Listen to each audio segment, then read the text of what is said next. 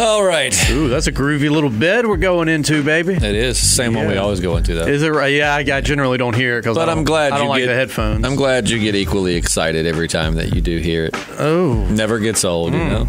Kind of like a relationship. It's good to have that sense of newness. No, I wouldn't know, brother. I ain't never been in one. Oh, yeah. Kind of like a bear trap, you know. I try to avoid them as best I can.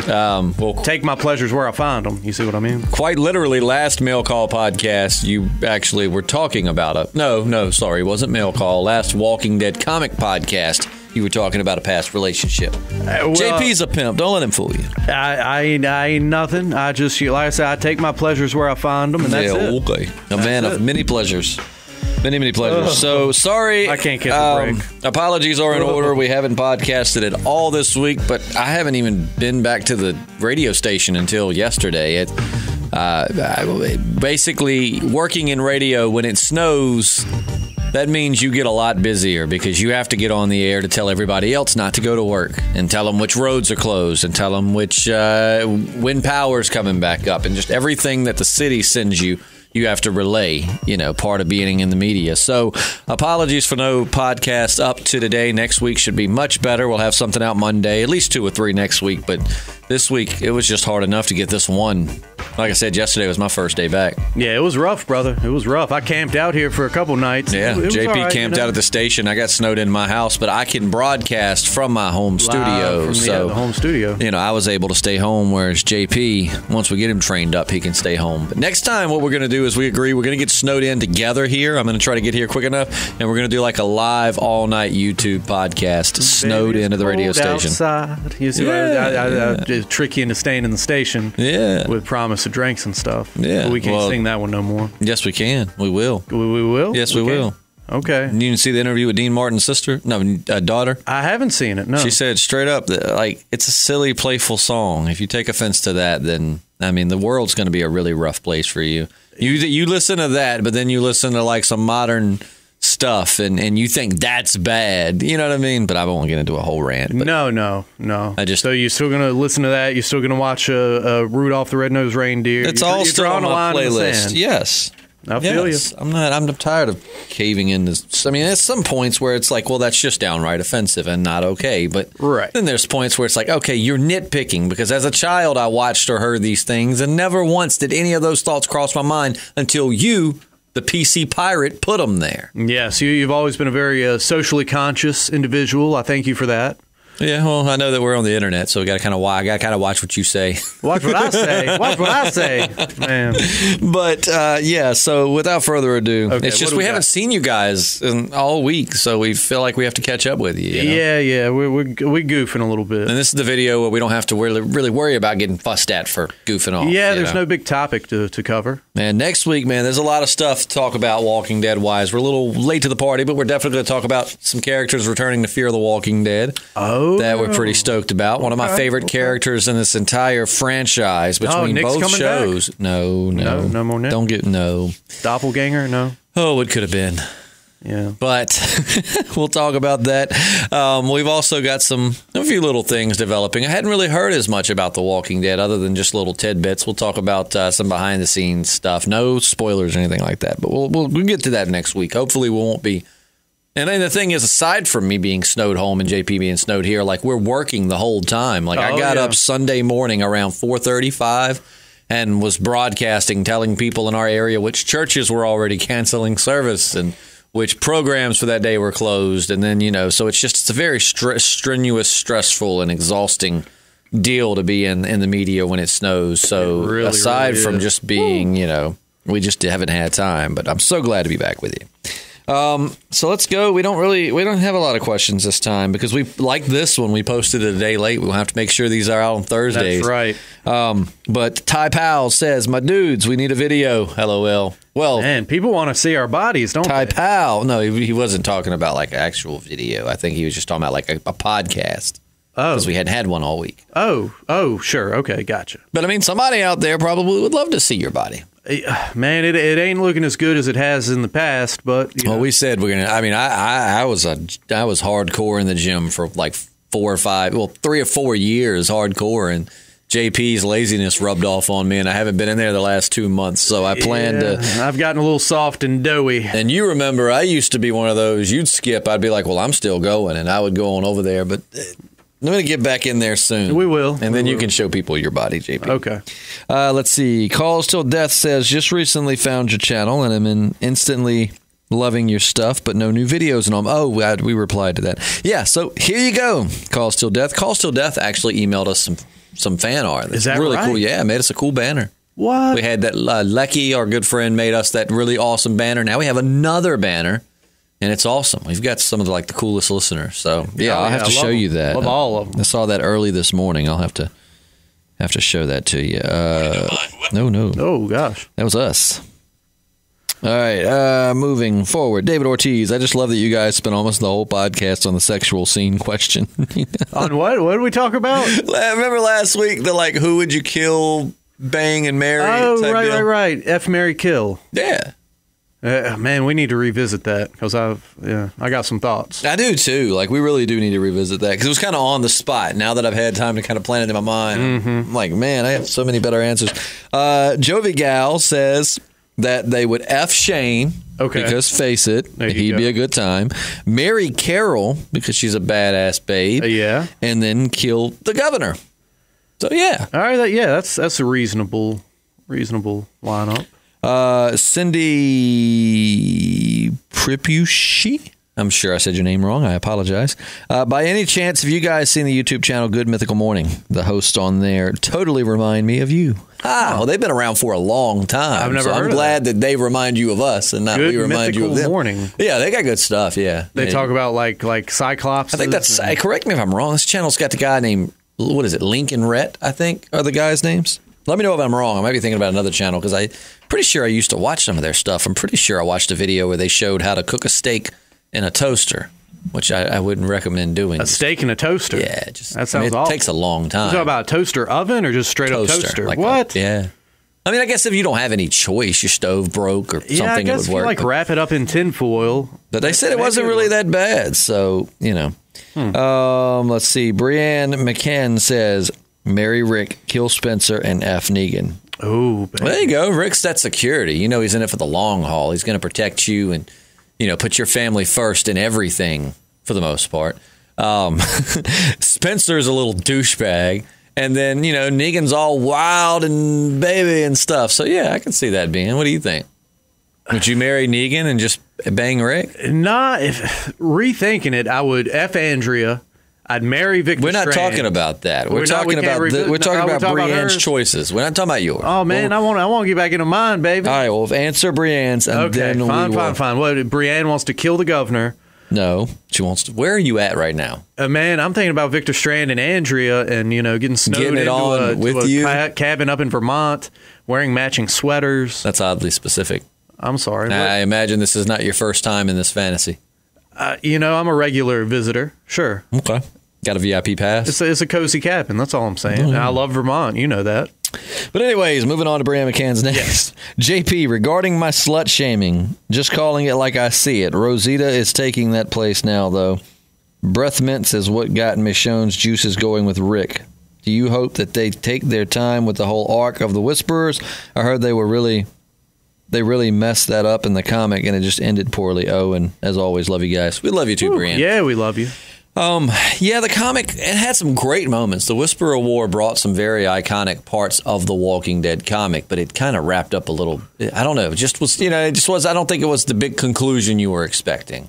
But with that said, it wasn't awful. I think they learned. I hope they learned their lesson with the all-out war deal. That took 2 seasons, man. I mean, with the governor too, man. Let's not be dragging stuff out. Well, the governor I was fine with because at least when they drug it out, though, they went other places. Like the governor disappeared for the first half of a season, and then so at least we got other things instead of just being like, I don't mind that if like an enemy goes off for a while and then they just, because that's great. It leaves the looming question of when are they going to show back up, and you're always on edge. So I actually didn't mind the governor, but I do agree All Out War was definitely drug out. It was drug out. That should have been season 7. Like season 6 should have ended with them meeting Negan.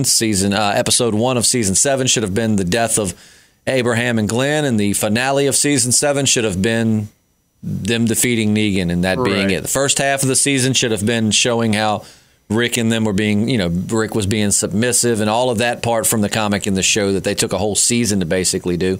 Then the second half of the season should have been the final fight, like the war. You know what I mean?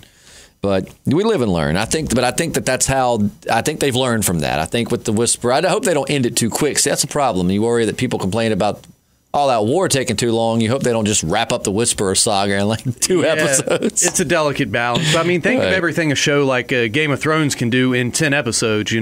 Right. I mean, they can do this, and they will do it. Speaking of which, side note, may I say before we move to the next question, here's a show suggestion. If you like Vikings or Game of Thrones, now I'm not saying it's as good. People, just listen to my words very closely before, you rip them apart. It's not as good as Game of Thrones, but it's a really good show. The Last Kingdom on Netflix. And no, that's not the one. I've been asked like 4 times. It's not the one with Chris Pine or whatever his name is from Star Trek. Right. Not that one, but it's called The Last Kingdom. Got Uhtred is the name of the main character.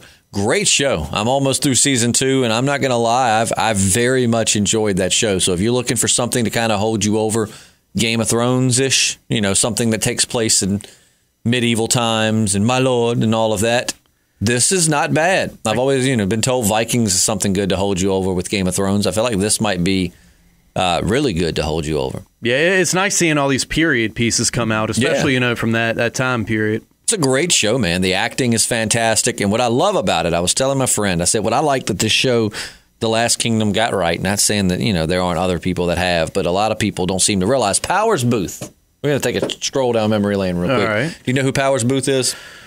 Yeah, I do, but I can't pull him up in my He was on banks. Lots of things, but the 2 standouts to me in my time on this earth is Tombstone. Who was he in Tombstone? Tombstone, he wasn't Johnny Ringo. He was Burly Bill. What was it? How do you say it? Curly Bill. Curly Bill. Curly Bill Bruce. Yeah, I know that guy. I never remember his name. But and he was also in Hatfields and McCoys. Did you see that? Yeah. He was the Hatfield cousin who was a judge. Remember, he was presided over the court. He was in the whole show, but he presided over the courtroom with the stolen pig. And because he was Hatfield, he was actually like the most level-headed one on that entire show. Was he ever in a season of Dexter, or am I tripping? I might be tripping. I don't remember him being in Dexter. Okay. But anyways, he said it once, and it was so true. He was like, you've got to have a villain that's just as strong as your hero. And that does not mean just in physical strength or fighting ability. Like, you need a strongly written villain to make it really work. You know what I mean? Just to be like, this guy's evil just because he likes to be evil, and we're going to defeat him. Here's our hero. And then we learn all these cool things about our hero, and then it takes away from it. You need to have someone. And The Last Kingdom, I think, does a great job of, like, there are characters that are on the bad side, but they are not bad people. They're just on the wrong side of our protagonist. You know what I mean? Like, some of them are just assholes, but there are some that you meet that are actually like good people, and you're like, man. So when they come to battle, you're like, oh man, I don't want to see them kill each other. I like both of them. Great show. Need something to watch. It's not something I'd be like, oh, it's the best thing I've ever seen. It's not on the level of like Westworld or Game of Thrones. But with that said, it's very enjoyable and definitely something. If you're looking for something to binge, give The Last Kingdom a try. I'll keep that in mind. I keep seeing it pop up on Netflix, but I haven't dove in. Yeah, Jimmy Schneider. We got a lot, so we're probably going to ramble about a lot of stuff. We haven't. It's like when you haven't seen a friend in a long time, and you got to catch up. There's so many things to tell you guys. Jimmy Schneider says, "Kill Alpha." Good choice. Marry Rosita. Ooh. And F Magna. All right. I can get behind that. Yeah, I think Magna's hot. Jericho was an awesome show, says Bill Huxell. Don't remember Morgan in it, but the show is definitely worth a watch. Yeah, I think the only thing I have trouble with, which I will get into it, is just it's very nice. I mean, I think it was made in the 2000s, but it feels very like 90s style. But with that said, what I watched of it was pretty good. The first episode, I got to go back and finish it. Thin Ice Group says she couldn't have killed Maggie because the reason she didn't want to go. Oh, that's where somebody said, "What if Michonne killed Maggie?" We already discussed that. Idris Dynasty says, do you think Clementine will be in the Rick Grimes movies? I hope. That'd be cool. You haven't even got to meet Clementine, really. Like, but I hear good is, things. but I know she wears Glenn's hat or something like that. Bushy, where's a hat? That's a good. Is it Glenn's hat? I thought I'd read somewhere that now that the snow's over, we're going to get back on the Telltale Walking Dead. I swear. And now that JP's job transition is complete and all that stuff, it's going to happen. But I don't know. I've played seasons 1 and 2 of that. I never got around to the third one, but that's a good. I don't know. I always just thought she had a hat. I thought I read that. I could be wrong, but I thought I'd read that somewhere. Like I said, I've never played them, so I don't know. But yeah, no, Clementine's a great character. I think with enough fan support or enough, enough from the fans, they'll eventually bring her in somewhere. I mean, if they'd be dumb not to. No, absolutely. You'd bring some people who don't even, really watch the shows that much anymore back to it to see Clementine. Right. I want to see Lee. Lee was a great character. Lee? You don't know Lee, but Lee was in the first one. He's a really good character. Agent X17 says, you guys should put Walking Dead photos of female characters you guys like on your video, then play those romantic music whenever you guys do that flirting with. Ooh, I like that. I know you do. I like it. All right. Crazy guy says, definitely Maggie and Glenn. That was the hottest sex scene in the show to date. Amen, dude. Yeah, I forgot about the one in the pharmacy. That was a good one, too. Yep, the pharmacy was a good one in season 2, and then you had this one in season 3, and then season 6 they had that shower sex scene. Oh man, golly, we need a montage of these. Let's see. Okay, we got. All right, let me see what. Let's see. There's a lot on here. I'm trying to go through. If I don't get to all of your stuff, I promise you we'll get to it eventually. Agent X17 again says, what if T-Dog was alive during the Whisperer War? Do you guys think what would happen? What if Jesus from season 6 Wait a minute. I'm sorry. What's happening? This is what happens when you get older. You can't read. Well, yeah, and the typing is so small. It is. I'm reading it on my phone. It is very, very small. What if Jessie from season 6 lived if she did not die? I didn't care for her in the comics, but the show, I wished she lived at least to the Commonwealth arc. Part 3. What would have happened if Spencer and his mom would have lived during season 6 and 7? Oh, these are some good Walking Dead what ifs. Yeah, they are. What if Jesse had lived? That would have been a nice... That's probably a really good Walking Dead what if. What if Jesse had survived Alexandria? Maybe we'll do that on Monday. That'd be a really good Walking Dead what if. I would have liked to have seen like Jesse give the mints to Michonne, and that plays out on the couch, and then Rick comes in, and then and now it's like, because it's the new world, it's a throuple. Does everything remind you of an orgy? It's hard not to connect the dots. You know what I mean? But you create the dots. No. They're not pre-existing. They're like dots. Constellations, man. And I'm just seeing these animals. I don't think so. So yeah, that's how that'd be a great Walking Dead what if. I think about that later when I go home. Rick just comes in and it's like, does someone need a mint? No, someone said mint. And then they like feed him the mints. And it's just like, Rick, like I just imagine that funky 70s music. Girls in the background, it's like Rick Grimes. Boom, yeah. Boom, wet and messy. I'm talking about the weather. It's raining really bad out there. Yeah. Dang it! I've got some funky old like 70s porn music somewhere, and I can never find it when you get on these sexual tangents, which is pretty much every podcast. No. Look, I'm responding to the question. She set up the scenario, and I'm just fitting the pieces together. Snapping them in. No. Pun intended. What's a pun? You know what a pun is. No. Don't you play with me. 3-letter word. Moving on. But yeah, we'll handle that with a Walking Dead what if. That's a great question. What if what if Jesse, was still here? So yeah, cool deal. We'll definitely get to that. And as far as Spencer and his mom, I don't know. Deanne probably would have just killed. I don't know. I feel like she'd have been very disappointed in Spencer because she believed in Rick Grimes towards the end of her life, and then Spencer just was like sold him out. Yeah, I don't know, man. There's a scenario like that in The Last Kingdom. Father versus son kind of. I would have liked to have seen how the interaction would have went just with Deanna. Just her like confronting Negan. Negan would have punked her down. Like Deanna was a great leader in a modern society, in a modern time. You know what I mean? Where there's rules and respect and ethics. against someone like Negan, Deanna would have just gotten punked down and looked like a douche. She could have used her intellect to kind of circumnavigate. Kind of like... She couldn't even use her intellect to survive zombies. You think she would have survived Negan? Yeah, but I think just like, kind of like in Star Trek, like Captain Picard's diplomacy, just stating the fact, you have no right. I think that you are confusing her with Georgie. Georgie maybe could survive Negan with her intellect. She was much smarter, much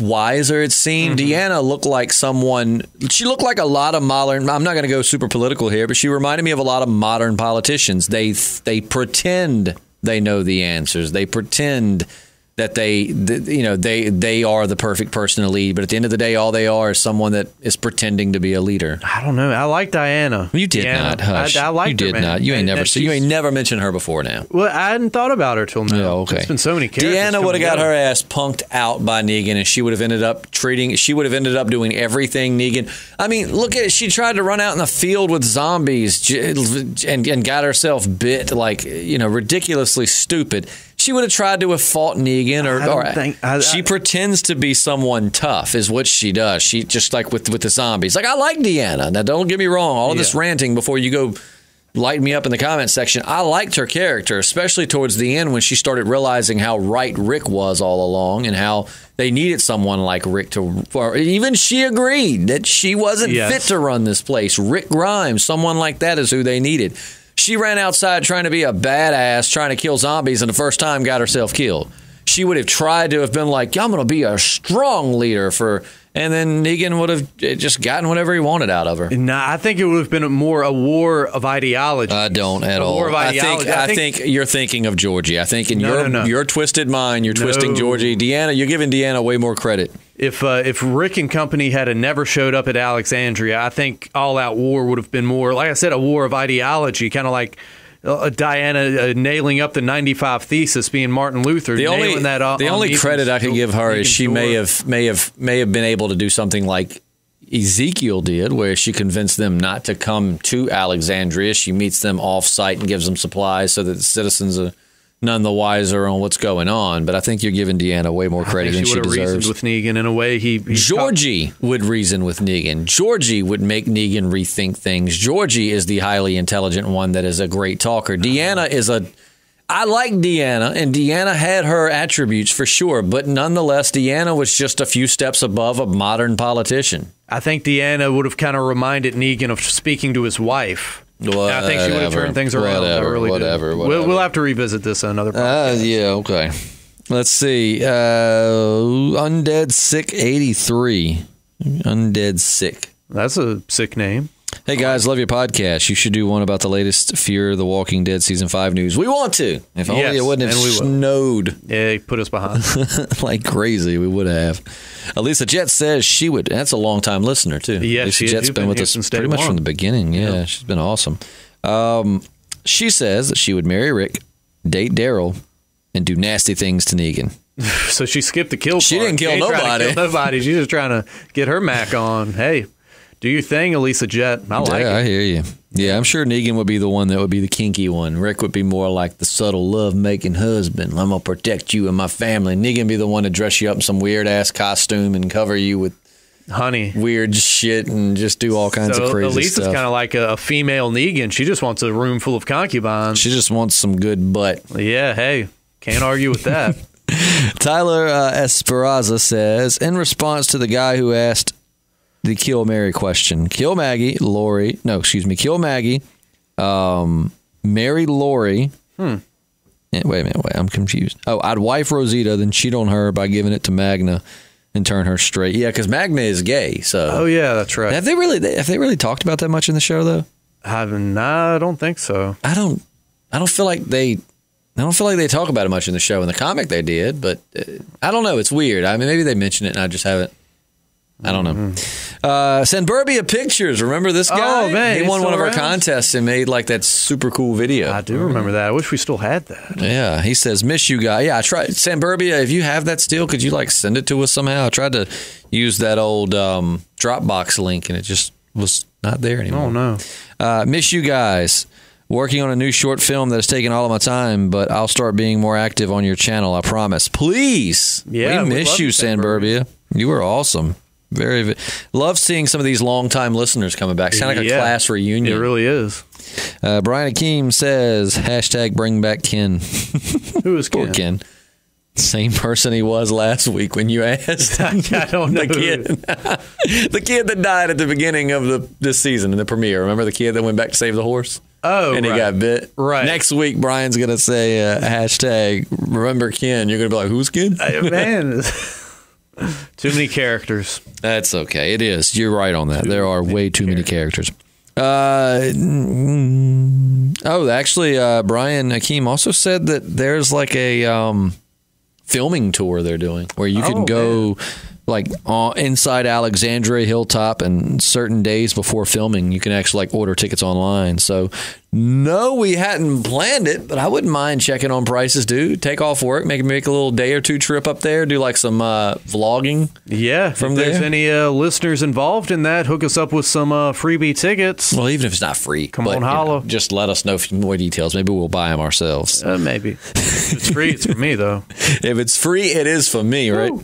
Red Rum says, do you have a Twitter? If so, yes, we do, but I have not been on our Twitter in like 2 years. We do, however, though I didn't much this week because I had to man the station's Facebooks, and we have 2 of them.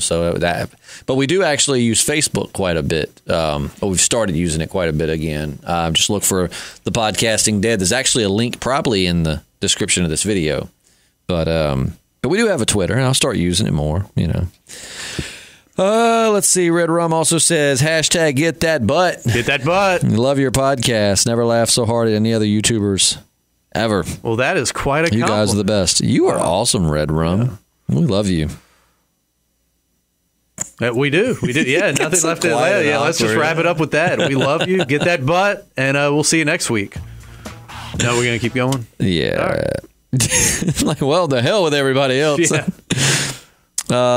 Jeep says, no, the governor didn't really give a crap about the prison. Because remember, that was a question I asked last week. I always wondered, did the governor just truly? I do remember that conversation. Did he want to clear out the prison for his people to give them a safe place, or was it just old blood? Just old rivalry and bad blood. Yeah. See, I thought he really turned a corner, whereas you think it was more of like a revenge thing. To an extent, yeah. I think it was a mixture of both. Right. I mean, no one's line of thinking is ever just, like one thing. Yep. Jeep says, no, the governor didn't really give a crap about the prison. If he did, he wouldn't have been blowing up parts of it. That's a great point. Which then again, though, he could have really wanted it, and his temper just got the best of him. Yeah. I know he's got a terrible temper. When you've got a tank, you got to blow some stuff up. I mean, what's the point of having a tank, True that. And Jeep says, leading to my mail call question. So, mail call, why is it that none of our characters have been back to Atlanta? Yeah, I've wondered that, that none of them have been back to Atlanta. I know Daryl left Merle's motorcycle behind at the prison, but I'm also pretty sure that Carl left his photo of he, Rick, and Lori there. Oh, no. Seems like now would be a good time to have it after, what Judith said about not being able to remember their faces and voices. That is really cool. Like, that would be cool to have me shown, like, take a trip to Atlanta, to the prison even, find that photo, and bring it back to, it's a long Judith. Trip on horseback. Oh, I bet. Golly. JP of Fozzy, which is Chris Jericho's band, is too screaming for you, then you would never be able to ride around with me because I listen to a lot heavier than that genuinely, and I still totally do. I would still totally do Daryl after I tossed him in a bubble bath. Well, hey. I know you guys hate him, but I still love my Dare Bear. Hey, we don't hate Daryl. And I love bubble baths, so I think we'd have a lot more in common. I'm pretty sure we've used the nickname Dare Bear quite a bit. Oh, I think you coined that. But that's Rick's Dare Bear now. Don't forget Jeep. True. You can love him all you want, but he'll always be Rick's Dare Bear. Mm-hmm. But no, Jeep, number one, we love you. Thank you so much for listening. Jeep hails at one of my favorite places on planet Earth down there near Myrtle Beach. Is that right? Yep. Okay. But no, we don't hate Daryl. Let's just clear that out now. I've liked him more this season than I have the last 2. I really liked Daryl up through the prison thing. After the prison thing, when they started doing like the him and Beth episodes, from that point forward, I just kind of lost interest in Daryl. Left a bad taste in your mouth. Yeah, I don't know. It just felt like he was just there for fan service, and they weren't really too concerned with giving him a story that was worth a damn. They just were like, all right, we got to fill an episode. Let's use Daryl because, but this season I've really liked, and even through some parts of season 6, I like Daryl. I mean, he had an awesome rocket launcher moment, and he did. I sometimes get frustrated because Daryl, gets pushed to the forefront. Lots of really good characters that have a lot of potential to bring something new and great to the show get set to the side so Dare Bear can have his screen time. Oh, yeah. But that said, we don't hate him, I promise. No. We really like him this season. Yeah, it's hard not to. I've been got an interesting storyline for once. Yeah. Brian Rogosaki. Rogosaki. Sounded like something from Ninja Turtles, like the 90s. Rogosaki. Rogosaki. Brian, we're just going to call you Brian, which, hey, works with the governor, right? One eyebrow. Yeah. I agree that the governor was a psychopath. The death of his daughter really pushed him over the edge. Same thing with Morgan. The death of his son pushed him to the brink. When Rick met him the second time, he was so far gone. That is what I liked about the show in the earlier seasons. It dealt with how characters constantly deal with grief and shock with no coping methods other than to slip into their own mental delusions. Dark. Great point, man. That's something you really don't think about, but they really have. I think they're getting back to that. That really is something that you don't think about. We really don't see it. It's dealing with the grief, Yeah. Phyllis 9654 says, who do you think would win in a knockdown drag-out fight between Shane and the present Daryl? Probably the present Daryl now. I think that Shane would have whooped his ass back in season 2, and Daryl was the resident redneck, but Daryl, he wasn't. You got to think of the things Daryl's been through. If we are talking an unseasoned Shane, now seasoned Shane versus seasoned Daryl, that's a whole nother. Well, we got to remember Shane's got the size, he's got the police training. I mean, he had the size, Shane's not that big of a guy. He's just he's a stockier fella. But if you look at Daryl now, I believe Daryl now is as big as he was. Yeah. I think Daryl now versus past Shane, I think Daryl could take him. Daryl's had 8.5, 9 years of experience actually fighting to the death with people. You know what I mean? That's a hard one to call. He's not who he was at all in season 2, fighting experienced or personally. He's a savage now too, whereas Shane, past Shane, would have just been fighting a fight. Daryl would have been looking to end it quick. So I think modern Daryl could take past Shane. Now, if Shane had stuck in the show, maybe become a bad guy, went off with his own group, whatever, been through similar things as Daryl, I don't know, because I'm not going to lie, when they were kind of even in terms of experience in season 2, I truly think that Shane would have whooped his ass. Yeah, that's a tough one. I don't know. But I don't know. Part of me thinks that no, Daryl was just a little shyer back then, that Daryl secretly. What do you think? That's a great question. Maybe we'll even do a whole podcast about that. But please let us know what you think. Shane or Daryl? And give us situations too, like just in general, or past Shane versus past Daryl, past Shane versus new Daryl, if there was a new Shane, something like that. Like, let's talk about it. It's a really good discussion. Thank you for that, Phyllis. Also, JP, love you, but Andrea was a complete waste of space on the show. Stop it. I love you, Phyllis. You were awesome. Tudor, The Walking Dead, says, bang Rosita. Okay. M&P Maggie. Marry and protect? Yeah. Marry and penetrate? Either way, man. Bang Rosita, marry Maggie, and kill Patricia, or whatever her name was. Herschel's farmhand from season 2, Otis's girlfriend. Oh, she was kind of sweet. I forgot all about her. Poor thing. She was trying to run from the house, and just zombies come out of nowhere because of plot and just ate her face. Yeah. Brian Ragasaki. That's not how you say his last name at all. It's like Rogelsaki. Rogelsky. Either way, I like not Ragasaki, but Rogelsky. Says Maggie and Glenn at the pharmacy. That was a hot one. I agree. Two The Walking Dead says unpopular opinion, but I think Rick's fail arc was about him and Daryl in terms of writing, since Rick was able to sacrifice himself for his loved ones thanks to his conversation with Daryl in the pit. And if you know the behind the scenes stuff of Andy having to put his hand on Norman's shoulder during the crying scene, the brotherhood between, I totally could see it was kind of a Daryl Rick sign off more so than anything else. You know what I mean? Yeah. All right. 2 more. Gage Waltner, longtime listener. Remember old Gage? Oh, yeah. Man, mail call. You guys know I love the podcast. Been here since season 6. My question is to you about your channel. Oh. When did Justin stop being able to read worth of shit? Oh, no, he did not say that. That's not what he said. That's what I said. I need to pull this up on the computer. My question to you is about your channel. How did it feel to make a video that got over 100,000 views? And how has your audience changed your enjoyment of the show? Thanks, guys. Gage, number one, our audience is the entire reason. I know that sounds cliche, and you hear a lot of people say that, but really the audience is why, like, we even did a podcast this week, because after the long week that we've had and how busy we were kind of content with just like, all right, we'll podcast next week, get back to it. But then we're fortunate enough that we have listeners that left comments on different videos like, hey, where's there a podcast this week? We need a podcast. I wonder which one got 100,000. The 4 ways that Carl can still be alive. Right. Which is so funny how many people people drive me bananas on YouTube with their inability to listen to a podcast before they comment, because if you listen to that podcast at the very beginning, we say straight up, we both think that Carl's dead. We don't think that there's any way he's going to survive this. However, there are people, and I'm paraphrasing here, but there are people that are holding out hope. So what we've got are the 4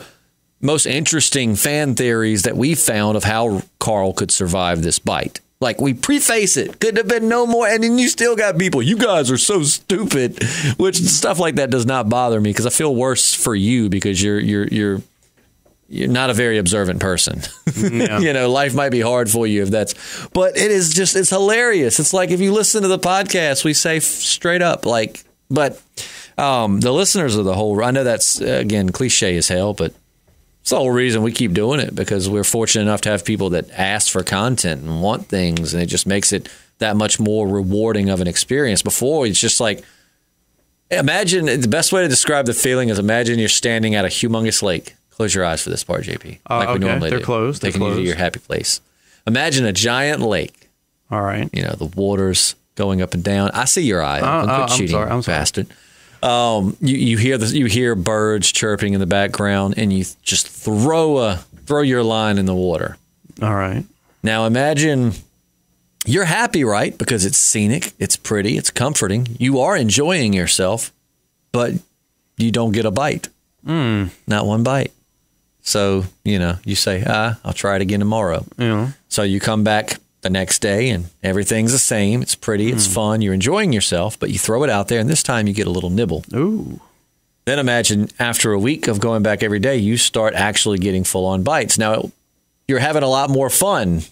Do you know what I mean? Like, I know that was so cheesy. I'm so sorry. I was going in my defense, I was going for cheesy there. But what I'm basically trying to say is that how it's changed our experiences. In the beginning, imagine it was very fun. We very much enjoyed it. But now that here we are a few years later, and we're getting so much response from listeners and interaction, and just it's so much more rewarding. It'd be like that fishing trip where once things started biting, you're having so much more fun. You enjoyed it in the beginning, but now you're really enjoying yourself. Yeah. I mean, we've got international listeners, man. Yeah, we got people in Britain and all kinds of other countries. Yeah, South America, all kinds of good stuff. All over Europe. It's really, really, really cool. And if the metaphor that I use there should just show you that I'm really depressed that it's cold and I want it to warm up so I can go fishing. Well, soon enough. But, I think that's it. Let me see if there's anything else. All right. So, that's going to wrap it up for this podcast. As always, I hope you know how much we appreciate you, how much we care about you, and just we wouldn't keep doing this without you. Nope. We got some really cool, banner I'm going to show you. Oh, I can't wait to see. But so we will catch you Monday. I promise you, unless we get another surprise snowstorm, which they are not calling for. We will have something Monday. It'll probably be along the lines of like a Walking Dead what if. Maybe we'll discuss the whole Daryl Shane fight, or maybe we'll discuss how Jesse surviving, the whole Alexandria being overrun would have changed the story, changed Rick, changed Michonne, all of that stuff. So, we'll have something on Monday. Yeah. But in the meantime, thank you. Yes. Now, you're welcome. Well, I don't know what I did that was so special this morning, but it's just you being here, JP. All right. Well, good enough for me. It's just you being here. Good enough for me, brother. Yeah. Oh. Sometimes I just like to let JP have his time on the mic. Yeah, and that's usually when I don't have anything to say. But it's been a long one, pal. Yes, I am looking forward to a weekend of rest because I worked all last weekend. I know you did too, so it's going to be a nice weekend. Nice lethargic weekend, yeah. Yep. So we will catch you again on Monday. Be good, be safe, and hey, go be nice to someone. I'm Justin. And I'm JP. And we're the Podcasting Dead. Yeah.